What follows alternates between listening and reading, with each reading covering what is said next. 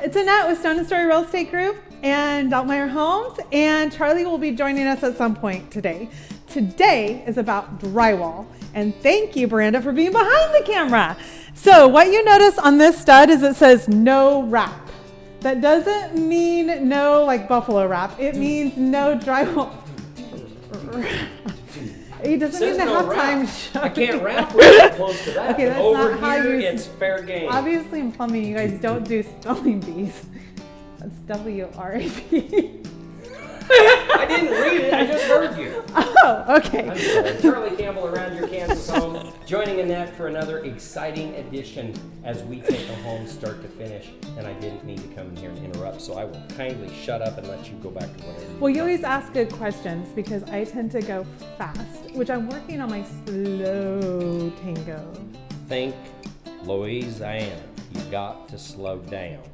Ooh, I like having an accent. I had no idea we're going south today. And to back up a little bit, we're taking a home through the entire construction process.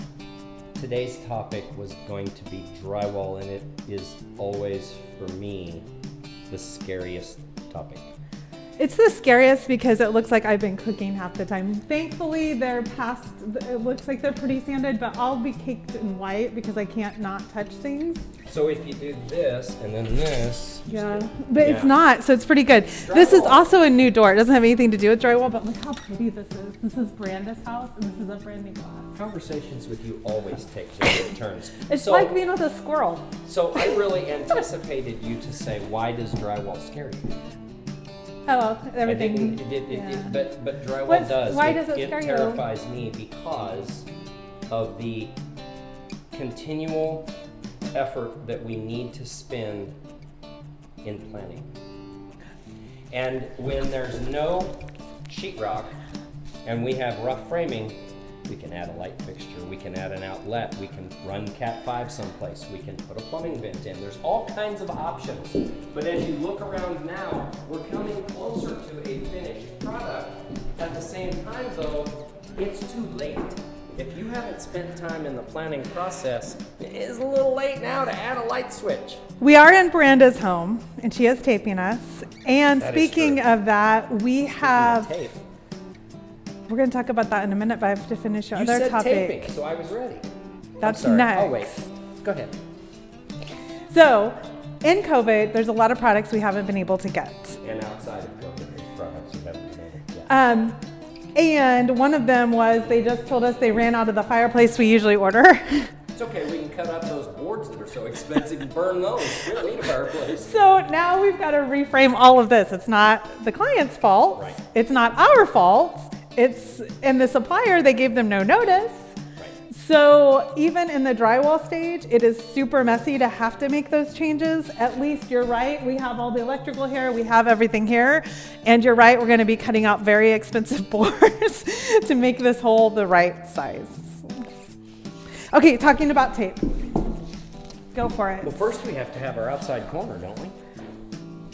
I just thought we would talk about the different aspects of drywall. And It's this not is just, the bullnose corner. It's not just 4x8 sheets. When we look at drywall, we have outside corners. But do you here, notice that this corner, is it a bullnose or is it square? and we have an inside corner. I don't know if it has a bullnose. That one is bullnosed. I was looking if we had But square. an outside corner is designed to protect that corner. There's drywall mud that picks up from the outside corner and floats across to the flat sheetrock. But behind it is a reinforcing corner. So as we bump into this corner, we're not just hitting drywall mud. And You this also is have to- bullnose, and you know it's because it's plastic. So You when know you do that the by old form, time, but, you know, the little this is a E-ring. tight bullnose. They also have a wider bullnose, but when you do the wider bullnose, it's harder to do the baseboard at the end. So that's why I like this one better. And I like this better than the square corners. I was looking if we had any square corners, which we don't. The reason I don't like the square corners is they're out of metal and they're very square. And if you hit them, you'll really scar yourself. So anyway. And if you hit them with a piece of furniture or something, you end up with a dent. Right. It's So these really are more bad. durable. Yeah, they're a whole lot better. And then we have to have some reinforcement for the drywall mud, and that's where the drywall tape. There's several different types of drywall tape. Different drywallers like different types, but the bottom line is it's just a reinforcing mesh that goes in behind the sheetrock mud to handle that. And usually they have a banjo. So usually they have the tape coming. Oh, not that kind of banjo? No. You were really into music today. Were you in a band? You mentioned rap, you mentioned banjos. I'm just following. So in the banjo, there's all this mud, and then you pull it through, and then the mud's already on the tape. It's super hard. It looks easy. It is not. I'm the worst drywaller in the whole wide world. And you'll notice like here, there's a seam, like it's rough because there's gonna be stone here. So that's why that's not all nice and smooth versus this is getting sanded down all nice and smooth to paint. So those are the differences you'll see. So in a garage, for example, we leave it rough and we just paint over it. It's a garage versus in a house you want it super smooth. You got it. Now, come on over. This is the bedroom. This is where I need roller skates. What you're gonna notice is this drywall is white, and this drywall in the closet or in the shower is called green board. So this is for water. So if you ever go in a house and it's gonna have tile on it and be a shower, you do not wanna see the white in here. You wanna see green board so that it can withstand if any water or anything would get behind that tile. And is that because it's green or because it's It's not even resistant? green. I don't know why they call it green. I think it's because it's moisture resistant.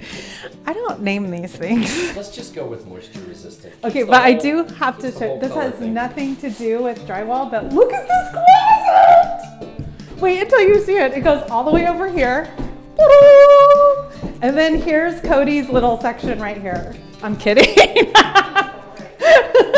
And then this is their laundry room. So one of the other things that happened in the laundry room is we were having troubles getting the vent out and getting the water in. So the washer and dryer will be right here and cover this up, but we did have to bump it out a little bit in order to get all the utilities you were talking about in before we had the drywall going. Pretty cool stage. This is when a home really starts taking shape. It's interesting because, you know, let's go out and where it's light so they can see us. I want to know where it's light. Hey, I got it. Look how big this is. So this is the living room, dining room, and kitchen. The interesting part about drywall for me is everything is but an illusion. Because some This people... isn't an illusion. If you take a step off of here, I was going to recommend you take a step off there. Were you? I'm not surprised. It's a long ways. Would you stop trying to open it? So it's interesting because some clients think that at the drywall stage, the house gets bigger.